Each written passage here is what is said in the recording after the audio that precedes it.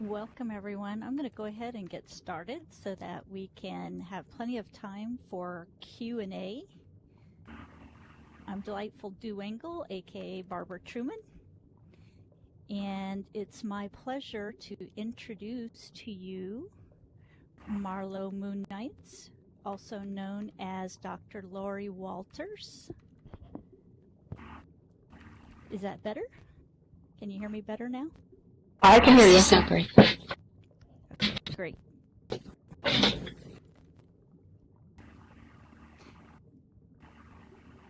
Yes, Dr. Lori Walters, my colleague at the University of Central Florida, is a research assistant professor with the Institute for Simulation and Training in the Department of History. And her research interest is virtual heritage, multidisciplinary approach examining history and utilizing the latest digital technology to explore the past.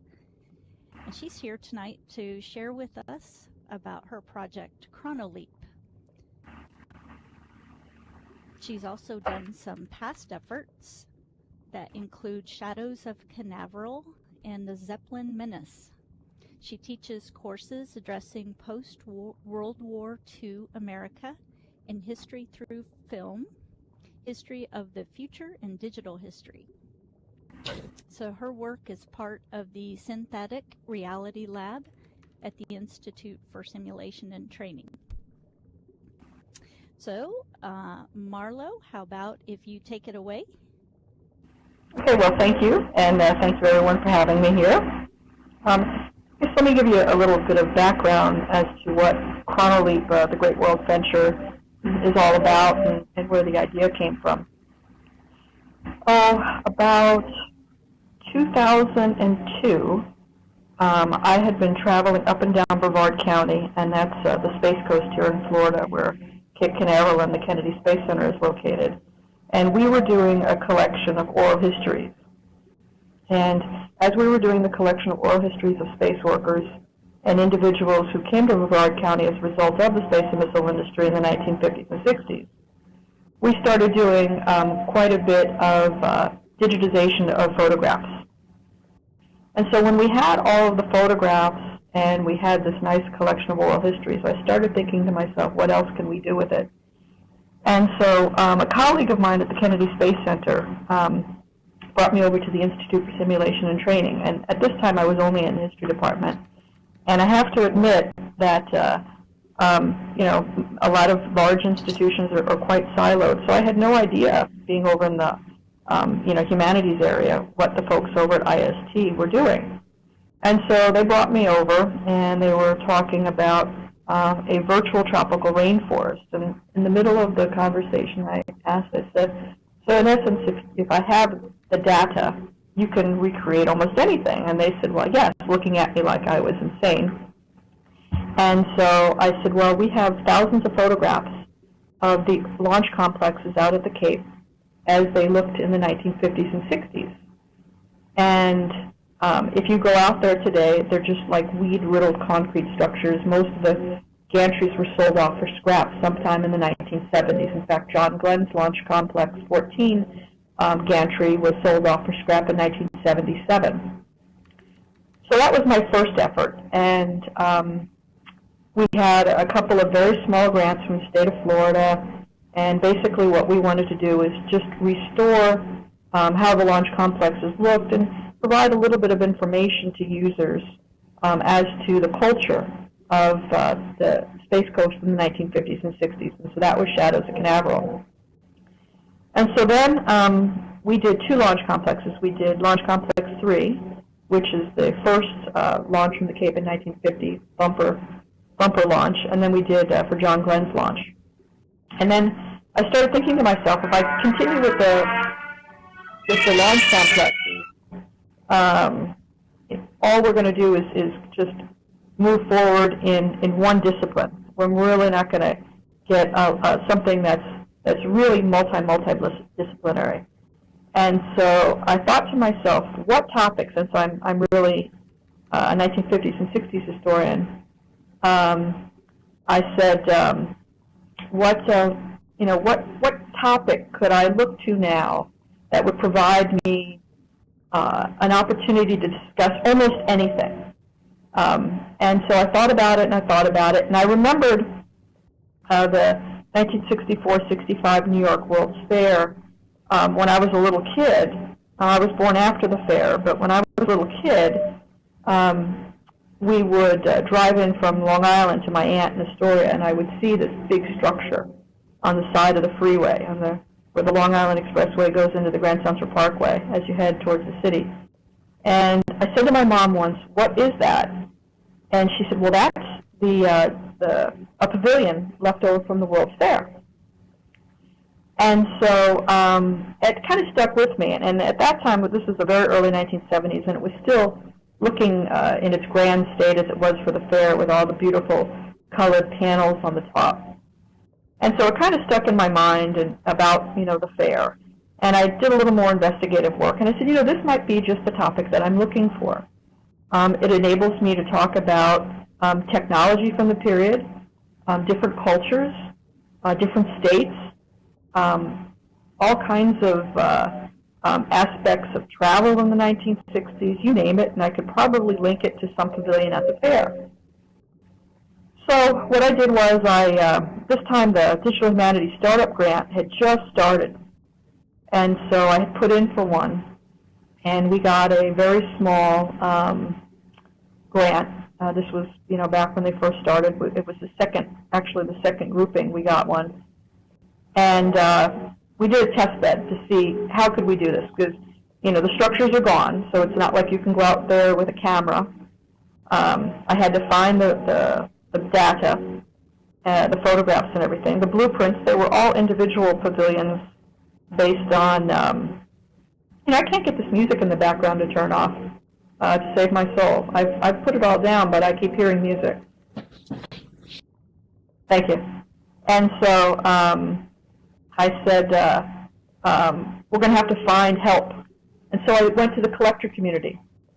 The collectors who really enjoyed the fair, they had preserved and digitized thousands and thousands of photographs.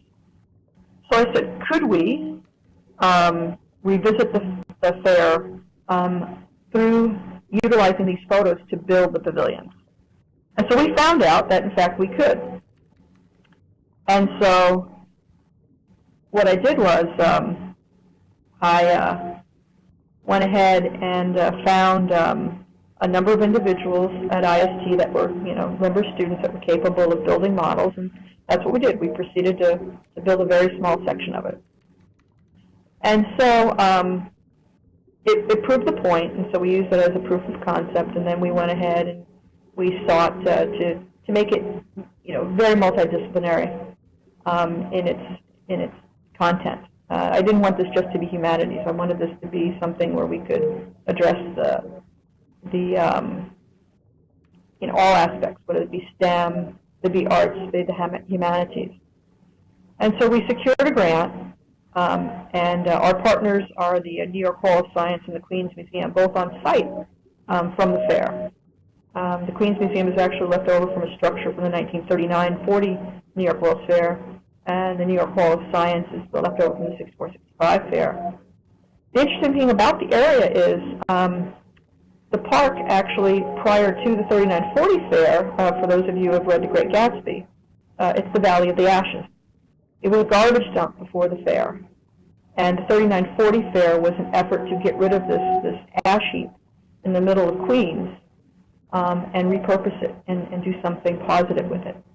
And the 39-40 fair was able to turn it into an open area with some trees. But the war came along. They never were able to finish that goal. So Robert Moses, love him or hate him, he's a very polarizing figure in New York. Robert Moses was determined before he left office that he would turn this into a great park, a park that could rival Central Park. And that's where the idea for the 64-65 fair came on. So let's go on to the next slide real quick.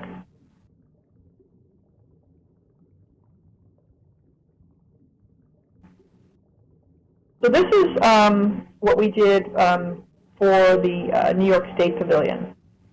And And so let's go on to the next slide real quick. So this is an image of a postcard from the 64-65 fair, and you can see how beautiful this is actually for the energy. This was a pavilion for energy, electric. And inside they talked about nuclear reactions and what the future was going to be thanks to nuclear power. And this is very telling. The interesting thing about this particular pavilion, it tells so much about the period, because this is when, you know, we were still looking to the atom as something that could resolve our power problems for the future. You know, this was before 3 Mile Island, and obviously before what recently occurred in, well, actually 1986 back in the Soviet Union, and also what recently occurred in Japan. So they were really looking to the atom as the solution for all of our woes as far as electricity was concerned in the future. So let's go on to the next slide. This here is actually a render that we did from Sinclair Dino Land. And Sinclair Dino Land is one of the exhibits that so many people that went to the fair, they remember. There were these giant dinosaurs. Some could move. And the cool thing about them is they were representations of what they thought in the 1960s dinosaurs looked like. And of course, there's a Brontosaurus, which we now know is, you know, incorrectly named. But we tried to incorporate as much as we could into the environment based on STEM, including art and obviously the humanities. Next slide, please. This is the New York State Pavilion as it looks today. The New York State Pavilion is it's a very interesting modern ruin. It is designed by a noted American architect, Philip Johnson, and it was designed to be one of the pavilions that was left over when the fair closed. The problem was they never could find a purpose for it. For a very brief time in the 1970s, it was a roller skating rink. And then the beautiful panels that were on the roof, the fiberglass panels, a few of them wound up on a bad storm on the Long Island Expressway. And they decided that they would tear down all of the panels. And so the city, and you have to remember, New York in the mid-1970s did not have a lot of money. In fact, they almost went bankrupt. And so the city did not have a lot of money for historic site preservation. So they said, let's just get rid of the panels rather than trying to do something to reattach them and make sure that this wouldn't happen again. And of course, what this did is it opened the elements, that opened the area up to the elements. And of course, New York has snow and rain. And the roller skating rink, which was made on a giant terrazzo floor, and I don't know if many of you come from an area where terrazzo is very popular, but here in Florida, we have terrazzo everywhere from homes from the 1950s and 60s. And I've always said that if a nuclear attack were to occur here in Florida, nothing would be left but the terrazzo floors. And I always thought that to be the case, jokingly, until I saw what the bottom of the New York State Pavilion floor looks like today. And weeds are growing up through the terrazzo pieces, and it's been vandalized, and it truly is in a sorry state. They estimate that if they were to tear it down, it would cost $14 million. And anything to repurpose it would be anywhere between $52 million and $80 million. And so they don't know what to do with it right now. So what we did, next slide please, is we did a virtual recreation of it as part of the fair effort, since it was one of the cornerstone pavilions. And here we have our virtual Robert Moses that you can chat with, or he will be chatting with you in the fair environment. And we did this all through photographs. We didn't have blueprints or anything. And so this is one of the efforts that we did to resurrect the glory of the modern ruin. Next slide, please. This is taken from the IBM Pavilion, and I don't know if any of you have looking at the Bell Labs Pavilion. And the IBM Pavilion, I don't know if any of you have been watching Mad Men lately, but they talk about the IBM System 360 computer. And the IBM 360 computer was actually unveiled here at the fair. And it is an incredibly important piece of technology history. Before the 360, computers were designed for individual companies. If your company needed a computer, you would go into IBM and you would talk about what your needs were, and they would build you a personalized unit. And it was all yours. Another company wouldn't have the same unit. What the IBM 360 did was it allowed you to go in and buy pieces. And if you were a small company, this year you may have 3 components. And next year, if you expanded, you could buy another component. And as you expanded, you could buy more and more. And this was absolutely, absolutely revolutionary. It totally changed the market for computing. And in many respects is how we look at computing today. And across at the Bell Labs Pavilion, they had this really great exhibit. It was called a picture phone. And people looked at it and they were amazed. I mean, here I could talk to somebody. I could actually talk to somebody in Los Angeles or in Chicago. And I could see them, not just talk to them. I mean, this is just after they actually came out in the '62 World's Fair where they had introduced touch-tone dialing. This is really still in an era where everybody does dial telephones. And you could actually see somebody on the other side of the country. But it failed miserably. And the reason it failed was, one, it was very expensive. There was no way that people could afford one of these in their homes. Even corporations couldn't afford the amount. It was $27, I think, for 3 minutes worth of use. And in the 1960s, $27 was an incredible amount of money, even for a large company. The other issue was bandwidth. We simply didn't have the infrastructure for it at that time. And the final thing was society wasn't ready for it. If you look at the photographs of people who went to the World's Fair, this is a society where you still see ladies in their pumps and pearls and guys walking around in their suits and ties. This was not a society that went to their, well, as I have with some of my students, they come to class in their jammies. This was not a society that you would go to class in your jammies. And if I phoned you, I certainly wouldn't want to see you, or I would not want you to see me in an old T-shirt like I'm dressed right now, or in my hair in curlers. So that was another thing. Society simply wasn't that's your white glove. Society still wasn't ready for it at that moment in time. But now we have it. We all have it. It's on our iPhones. It's Skype. It's Google. You know, it's with Google. We all have it, and we all take it for granted. And so much of what we take for granted technology-wise was here at the World's Fair. Next slide, please. So what we do at the fair is I thought of a topic, so that was the World's Fair, and then I had to figure out a way that people could explore it. And what we found is, initially I had this envisioned as a giant sandbox environment. And I wanted kids to be able to go from Pavilion A and have a clue that takes them to Pavilion B, which another clue will take them to Pavilion C. And this is geared for kids between the ages of 8 and 12. And what I found is we did an entire section of the fair, and we put it up for testing with our evaluator.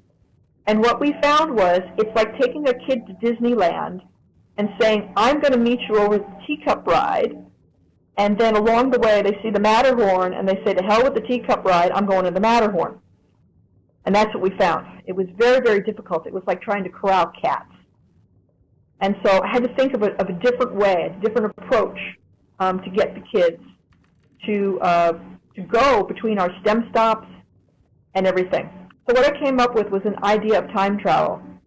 You start out at the Queen's Museum in the year 2064. And in the museum you will find all types of artifacts from the 64-65 fair. The museum is having a centennial exhibition. And because this year, actually, this summer is our 50th anniversary, and the museum is actually doing a big exhibit on the fair. And so I said, we have to have something that makes it different so that they're not just learning through the artifacts. So I said, okay, how about if the kids are in the year 2064 and the artifacts are all disappearing, being sucked back into time, and this mysterious person, Robert Moses, is saying to you, if you have to help us find these artifacts, because once these small artifacts all go, so goes the Unisphere out front, so will this museum facility, which is left over from the 39-40 fair, and ultimately this all turns back into a garbage dump. You have to save the park. And so what we did is we added this time travel element, and we kept people in zones. So you walk into the museum, there are 8 distinct galleries. We got a hold, the museum at that time was going through a major renovation, and they didn't have anything except what the new museum was going to look like. So I gave my artist the architectural drawings, and I said, let's make it look as much as we can like this. And so we designed it with the 8 galleries.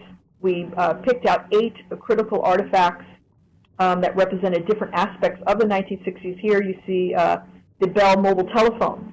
We had mobile phones in the 1960s. Canon had one. I remember in the early 1960s, the 70s when I was a kid.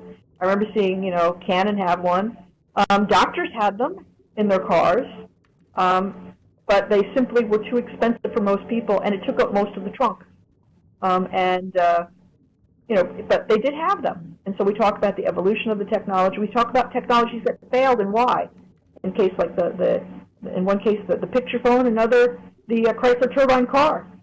The Chrysler turbine car was a great idea. The problem is its emissions. And this is a period just before the 1968 emission standards changes. And what it put out was actually worse, even though it could run on almost anything. It could run on, if you could burn it, it could run it. It could run on perfume. It could run on gasoline. It could run on diesel. A mayor of a town in Mexico actually tried to run it on tequila, and it worked. And so, but the problem is that what it put out as a result of it was far worse than what the regular internal combustion engine did. And so we talk about why it failed and why some of the technologies ultimately exceeded our wildest expectations in the 1960s. Some things that we hit right on the button where they said, oh, this is what the future is going to be like, and we're right there. And some issues, we fell down flat on our face, and thank goodness. At the General Motors Pavilion, the Futurama exhibit said that one day, in the not-too-distant future, in the early 21st century, we would actually have this vehicle with the new laser on it, because you've got to remember, lasers were very new in the 1960s. They'd just been invented. And they were in all of the sci-fi movies. In fact, in James Bond, if you remember, in Goldfinger, a laser almost cut him in two until he, said the magic phrase, and Goldfinger stopped the laser from cutting him in two. Operation Grand Slam, that's what he said. And so we utilized this what they said was going to happen, that we were going to have these big vehicles that were going to go through the Amazon and cut down the trees in the Amazon with this laser beam, and it would be taken into a machine. All of the trees and everything would be taken into a machine that would spit out the other end a road to open up the riches of the Amazon for industrialization.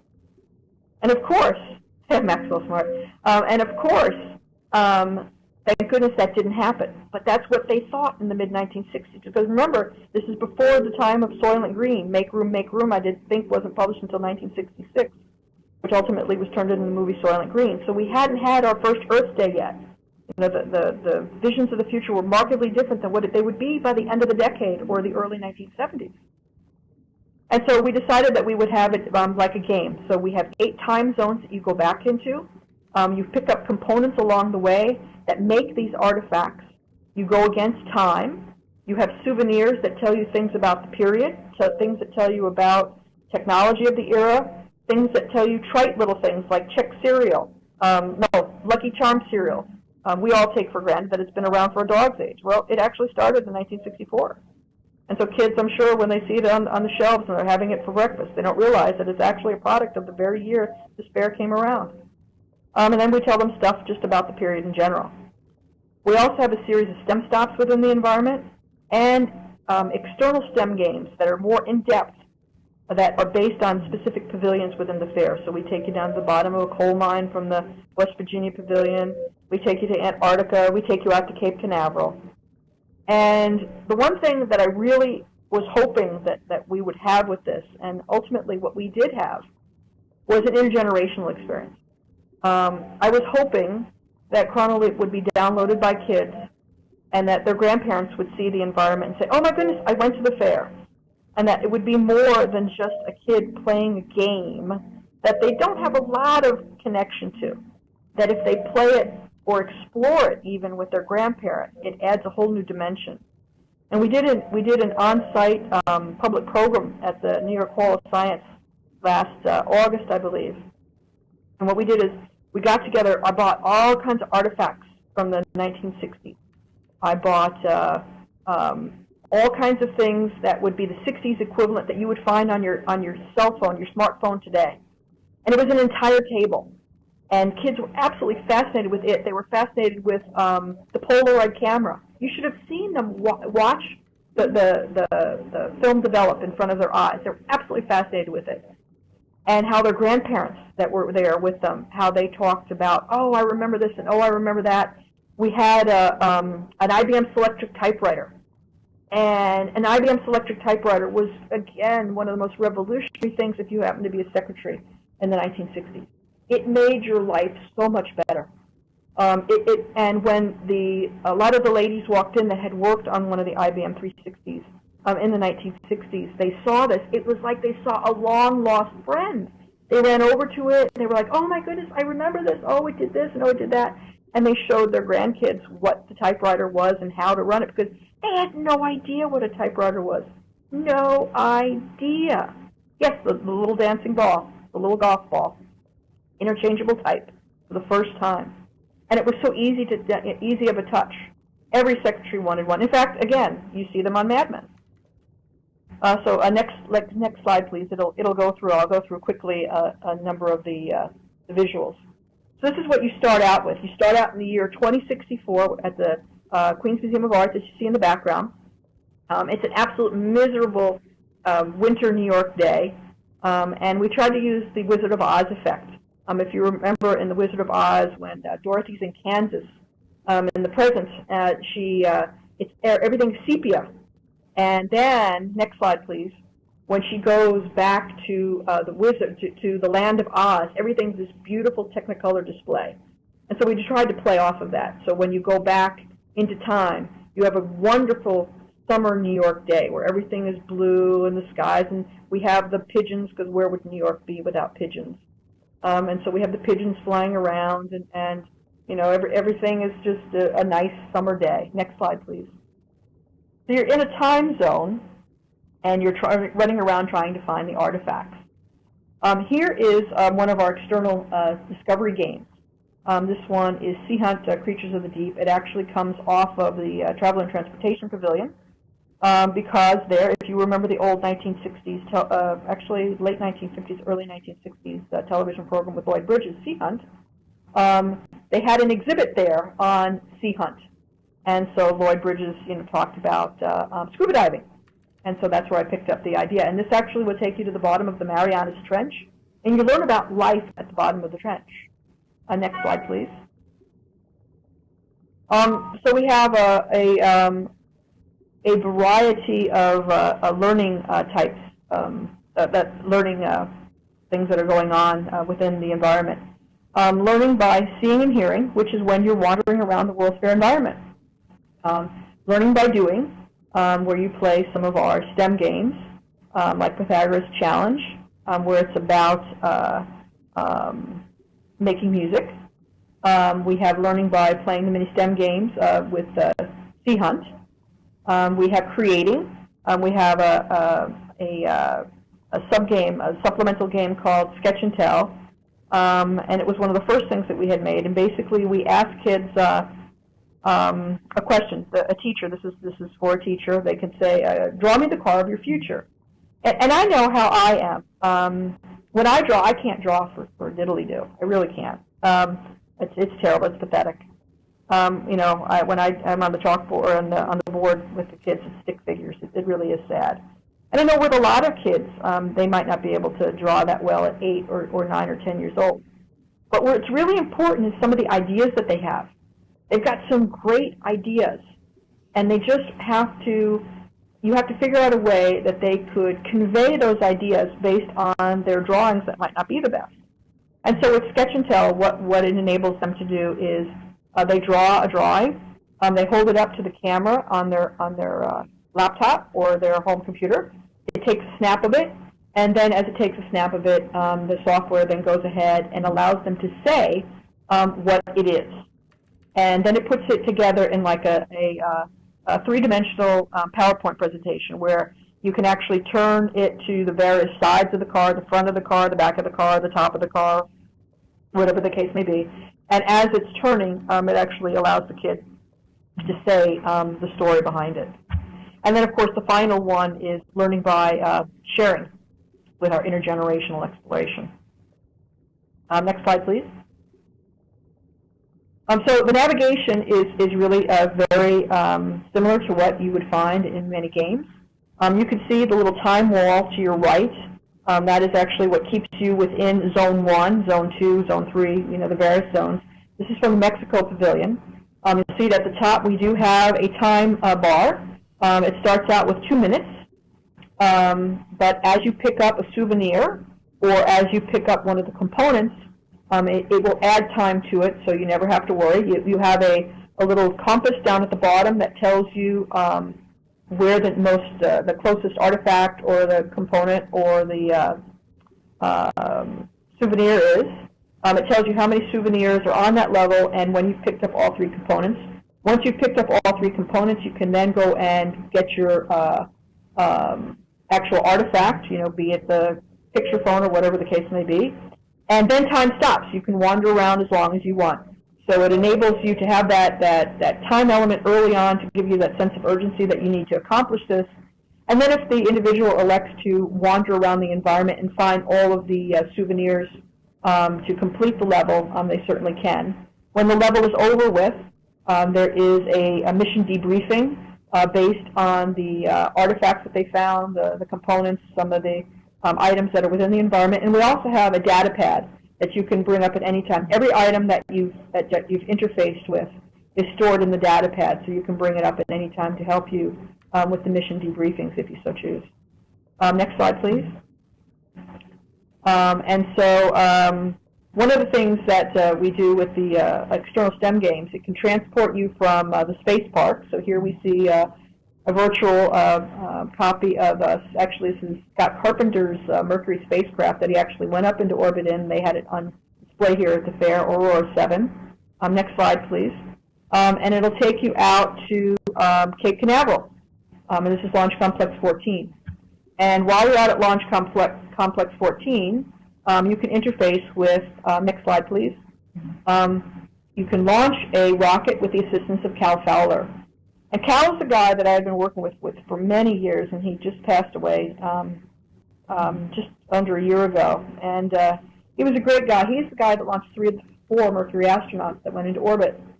And he taught us all about, you know, the mission, you know, interior of the blockhouse and everything that he had to do and how to launch a rocket and everything. And so we created this experience around Cal. Next slide, please. You can just, you know, look around. You can, here is one of our characters that is sitting atop the New York State Pavilion and glancing down at the fairgrounds. Next slide, please. And you can see the attention to detail that we did. You know, we had, it was a very difficult task because we had to work within the Ogre engine. The NSF required that we work in an open source engine. And when we started the project, Unity had yet to win the war anyhow. You know, there was 3 engines that were, you know, going at war. And Unity is one, the professional gaming community's war. But at that time, you know, it could have been Unreal or it could have been anything. But the NSF insisted that we use an open source engine. And Ogre has its limitations, and so we had to be very careful with our poly counts and everything. And the other thing is that this is a completely downloadable experience. And we designed this for computers that would have been the average computer in 2012, and with a download that would be at least 1.5 megabytes or less. Excuse me. Yes, 1.5 megabytes or less, and that would have a download no more than a half hour, even if you had the slowest speed bandwidth. And so we got it. We got it at 1.3. And so, but we still kept a lot of detail, as you can see in the environment. We really tried very hard. It was really and I was blessed with some tremendous artists. I really was. I had some tremendous artists, and that they could look at the photographs and create something rapidly with an incredible amount of detail. Next slide, please. The final item here is one of the experiences. Well, this is the experience at the Queens Museum. It's we wanted to give the Queens Museum something that wouldn't be too difficult for them to maintain, and something that would work with their visible storage, because we had to wait as they kept changing their plans as to what the museum was going to look like. Every time we came up with an idea for them, where the New York World's Fair exhibit was going to be changed, how it was going to be presented changed. So finally I said, let's wait until we get to the final configuration. You guys figure out where it's going to be, what you're going to have, and then we can figure out what we're going to have from our end. And so given the fact of what they were going to show and where it was, I said, how about this? Why don't we have something that it allows people to interface with, because the museum also said they didn't want something that was going to be too complicated, because they were very fearful that it would break down within a year or two and it would be no good for them. They wanted something that they could easily maintain. And so we thought, and based on the limitations of their exhibit, based on the limitations of where it was, and adding that to it, we said, okay, well, how about if we have a Connect device that simply tracks where the mover goes? And so we designed a giant map of Flushing Meadows Park today, and it divided it into the various zones of the fair. And this way, it enables the kids to be able to have some kind of a connection, because, if I'm walking through Flushing Meadow Park today, I can envision what was where, because I have really invested a couple of years of my life in the World's Fair. Somebody who went to the fair as a child can remember where the Bell Labs Pavilion was, or where the Ford Pavilion was. But a kid who's 10 years old today is absolutely clueless. They won't know. And so we needed to figure out a way that could convey to them the soccer field that I'm standing on and I play games on every day. This is what was there 50 years ago. And so we came up with this giant map where the kids could stand on it, and it would show them the appropriate pavilions that was there 50 years ago. And the museum liked the idea, because if something happens, all they have to do is change the Connect, and that's really it. Or if the computer goes, or the giant television screen goes, that's it. And so it really was very easy for them to maintain. And so they liked the idea, and so we went with that. We actually changed the map when we proposed this particular one. They wanted it to look a little more reserved, artsy, and so they wanted it to be black and white. And so we gave them 3 color variations. We gave them white on black, black on white, and also black with gray. And they ultimately went with the black with gray. And so this is not, if you were to go to the Queens Museum, what you would see. This is one of our earlier variations of it. And that's pretty much about it. The final slide is just where we're at. And that gives you a pretty quick rundown of how I got to the idea and what we did.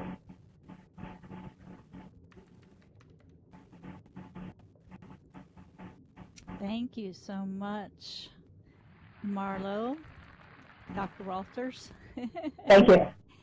Yeah, we had a few questions come in as we went, and we were trying to. Yes, it is available for anyone to download Grid. Only in PC. Yeah, it's not for Apple, users. And we were trying to imagine what some of the questions and the interests might be of this group, because like from university perspective, when other researchers would probably ask about the complications of the grant process and just the logistics of pulling it all off in terms of the application and the technology, because grants tend to move pretty slowly, and they kind of expect you to be miraculous in terms of when the money finally gets there. You're supposed to almost be done. But then also some of the evolution of the ideas as you progressed. Can you comment about that, Lori? Well, the grant actually itself was,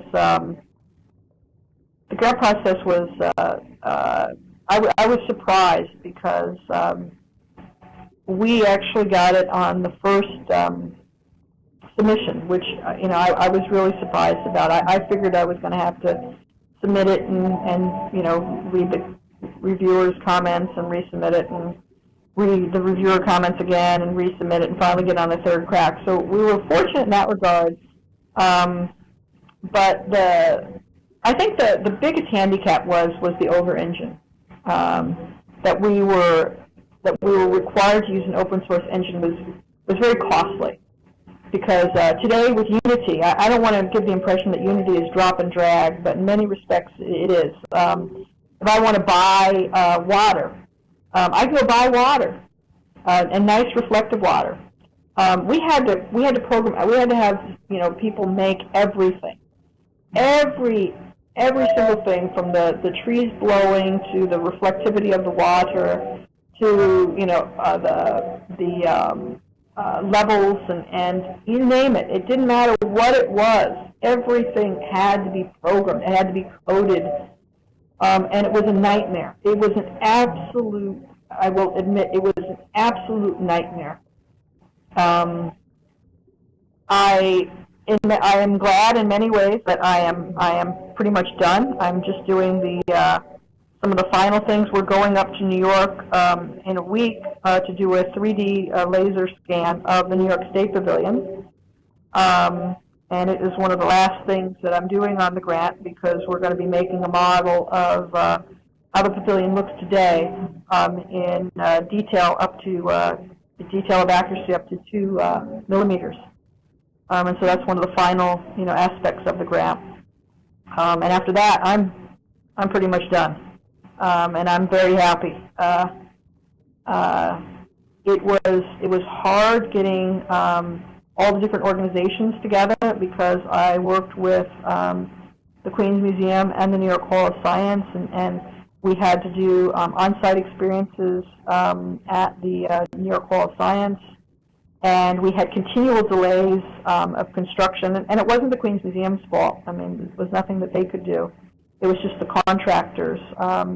So we had to get a no-cost extension as a result of it, because and actually the no-cost extension worked nicely because it brought us into this year. This year's the 50th anniversary of the fair, so we were able to pick up a nice bit of publicity as a result of the fair's anniversary.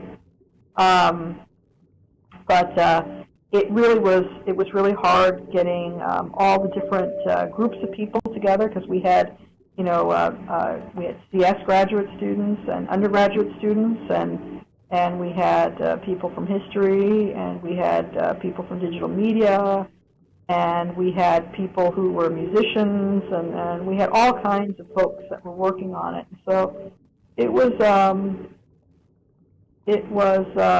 toughie to get everything together. It really was, and get it in a package that most people could download. I mean, there's still some people today that they don't have a computer that's powerful enough for it. So we had to find that happy balance between something that still was reasonably good looking versus something that a lot of people could still download. Yeah. Wow, it's really amazing to think of what a miracle it was to pull this off. And this group that you're in front of here is so collaborative by their very nature. They are really miracle workers. And one of the questions that Scott asked was, would it be possible, sort of from a lessons learned perspective from your end, to sort of, if you're going to perhaps redo the grant today, and this group were trying to participate, is there a possibility of learning what some of the costs were, what some of the, how they could participate on something if there were a collaborative opportunity that, were possible? And another question was, for sustainability of the project itself now moving forward, is there any plans for how others can participate to sustain it? Well, I guess the big challenge is the engine itself. When we selected Ogre, and it was because it was an open source engine that quite a few folks in our lab had been working with for different projects. At that time, Ogre had a pretty robust community, and now Unity has in many respects, taken over for gaming, for individuals who want to create a game, small groups that want to create a game, educational institutions that want to create a game. Almost everything's in Unity now. So the first thing that I would have to do to make this sustainable, and I think that if we could do this, it could, because the way it's designed, you can continually add levels to it. The way I designed the game is that, we have the 8 levels right now, but we could always add more and more and more levels to it. I mean, there could be 12 quests, there could be 20 quests. Right now we have 8, but there could be far more. And that's what I had thought of with the leveling of it. That I could continue to add to it. The problem is that today not many people work in Unity, and so the first big issue is getting everything ported over to Unity. If I could get this ported over to Unity, I would be more than willing, because we're releasing some of the models now. You could download the Unisphere, you could download the New York State Pavilion. I mean, and I'm not the technical, the person, so I can't. I might say a couple of the things that they did incorrectly, but we had to create an entire pipeline in order to enable the shaders and everything to work properly in Ogre. It really was hard, where the guys, we had to spend a lot of time doing that, and this would be so much simpler in Unity. The guys would just build the models, and you could just drop them in. Like we did a version of the Queen's Museum of Art, the Queen's Museum for the NEH. We had an NEH grant not that long ago, and we decided that we would utilize Unity for it, so it could be in the browser experience. And it was very, very difficult getting anything that we had done into the Unity engine. It took a lot of time. It wasn't just drag and drop.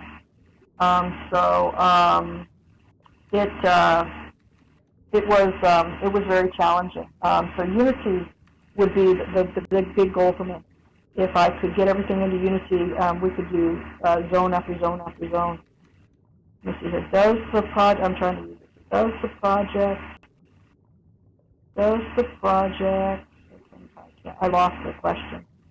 Does the project grant limit whether you can allow further coding and additions into other worlds? No. Unfortunately, the project doesn't allow the funding to put it into Unity or anything else right now. I'd love to get a smaller grant that we could do it, but no. So when you say that you're done, what is your next project that you're excited about? There's a couple things. One is Antarctic exploration. My modeler and I, we had had a very small internal grant. We built a Scott's hut, and we wanted to do something on the evolution of Antarctic exploration. I'm very much interested in trying to get this ported over to Unity, so if I can, that would occupy meaning the World's Fair over. I'm doing some of the laser scanning. I had been toying with the idea of adding artificial intelligence into the environment, where you actually go around with a companion that explores with you, but I think that's going to be too costly, and so I've pretty much put that on the shelf for right now. I'm just curious as well with the different funding streams. Did it work out such that you had funding from the National Endowment for the Arts, and then that made it easier to get the NSF grant, or was it the other way around, or how did it work with these two big major funding organizations? I think that we had, because we had the NEH money, I believe, and I have no way to prove it, but I believe it enabled us to secure the NSF grant faster, because they saw the ability of the modeling team to make the models.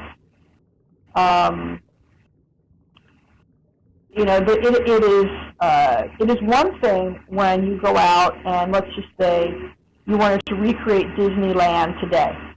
And so you could go out there and you could take tons of photographs and you could do measurements, and there's blueprints and whatever Disney may want to let out of their vaults. You could do a virtual recreation of Disneyland a lot easier because it's still there. I think what it proved was that we had the capabilities, that we had the level of modelers that were capable of looking at old photographs and providing really nice representations of those pavilions. And I think that was very key in it. And so, and that's really what those digital humanities startup grants are all about. They're designed to be proof of concepts, and hopefully you can find other funding, and in their eyes, hopefully funding that isn't just more NEH money, that you find other federal monies, or you find state monies, or private foundation money. And so, in that regard, it worked. Where did I find the modelers? Okay, the modelers, most of the modelers actually started out as students of the digital media program. Some went on to FIA, which is the graduate program here at UCF, and a couple of them went off after the graduating FIA and went off to work at EA for a while, and came back when they had saw the project. And so that's where most of the modelers came from. We had one guy who was off-site. He had worked on a project in another lab, and that lab let him go. And so I saw that he had skill, and so I was able to pick him up, and he worked from a distance. And that worked out well for us because I would have daily chats with him via Skype and everything, and he would show me the progress of his models, and we could go over details and things that needed to be changed, altered. So it really was not that much different than working face-to-face, because he was building assets. He was an asset developer, he wasn't really building the world with the programmers. The modelers that we had here were working hand in hand with the programmers. And some of the programmers were CS students, and some were people that were working on other projects at the lab.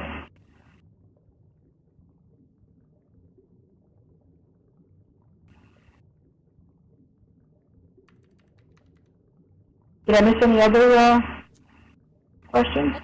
I don't think so. I think there will be interest in following up, because there are a lot of people here who would love to have been involved in this project, probably from the very beginning, and to figure out how to, really extend the capabilities and to get some of the parts and pieces and use it for their own courses and their own students. Any comments on what you learned the most about following up with the students that you tested? Well, they're kids, and so this is really, again, it's geared for children between the ages of 8 and 12, and it was an informal science learning education grant, and so it really isn't designed to be. It can be used in the classroom if an instructor, in middle school for maybe 5th grade cares to use it in the classroom. They certainly can. But it really is geared as an informal science education experience that they would either do at home on their own, or at a science center or something like that, or maybe an after-school program and things of that nature. But it really is everything level-wise. You'll see the way things are worded and what the experiences are. It really is geared towards middle school children. And one of the other questions was in terms of how you manage the whole project, all of the parallel activities, the dependencies. Would you say that even though there was a lot of grief in the project, that this really enhanced your capabilities and the lab's capabilities? Yes. For me, this was my first really big grant. I had a number of small things I've done, like the oral histories, and I had a number of grants related to the oral histories, and I had a number of smaller federal grants and such. This was my first big one. I learned many things about organization, personalities, how to manage a wide variety of different personalities, working styles. There are some people that work better when they're all by themselves and they don't want to be bothered by anybody. And there's others that prefer me holding their hand. So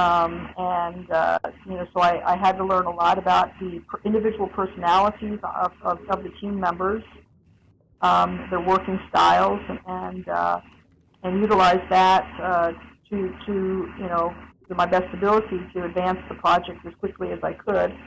There were other things that I really was naive about construction. I mean, I had no idea when we had put the grant in. I think it was in 2008. The Queens Museum said, "Oh, well, the construction will be done," and I think it was like 2011 or 12 or something like that. They said. And, it was delay after delay after delay, which made me a nervous wreck.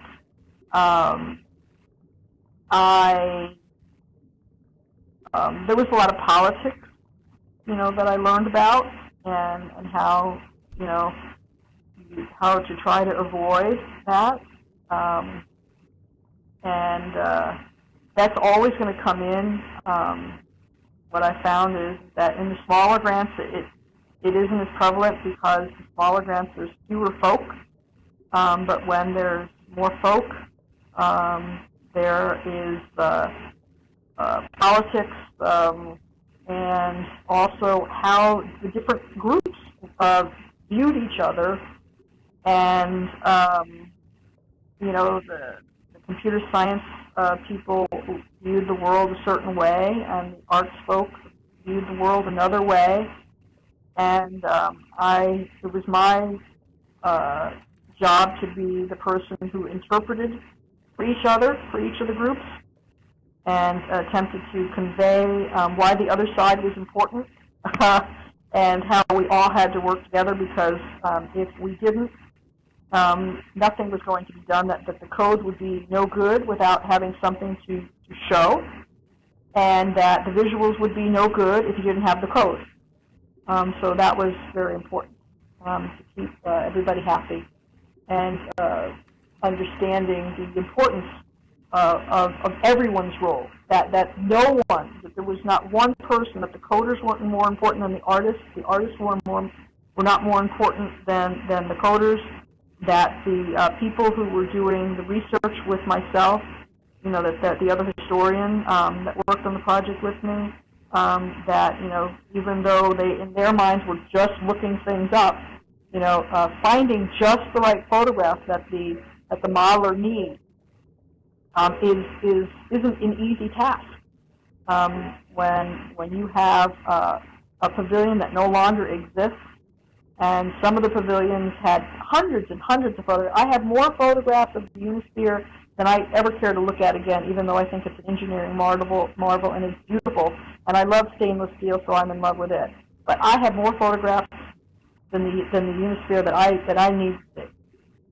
But there were so few of some of the less popular pavilions, like the Underground Home, and the modelers would come and say, "What do I do? What do I do? What do I do?" And it was up to myself and my associate to go places, to try to find, to call people, to email people, to, you know, post on forums, to try to find these things.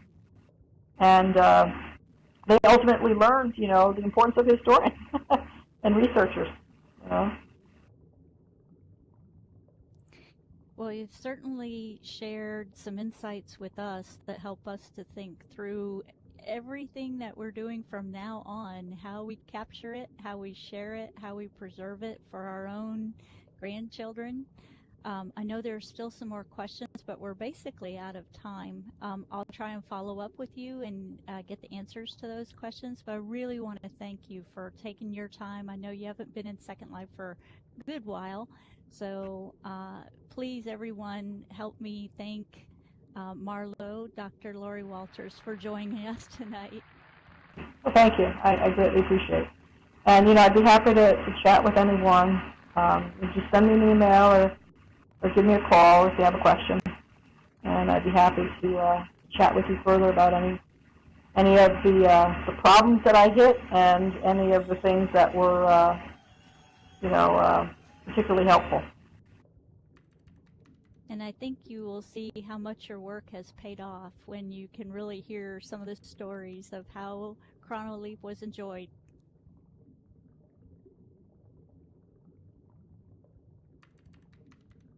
So take good care, and we'll see everybody next time.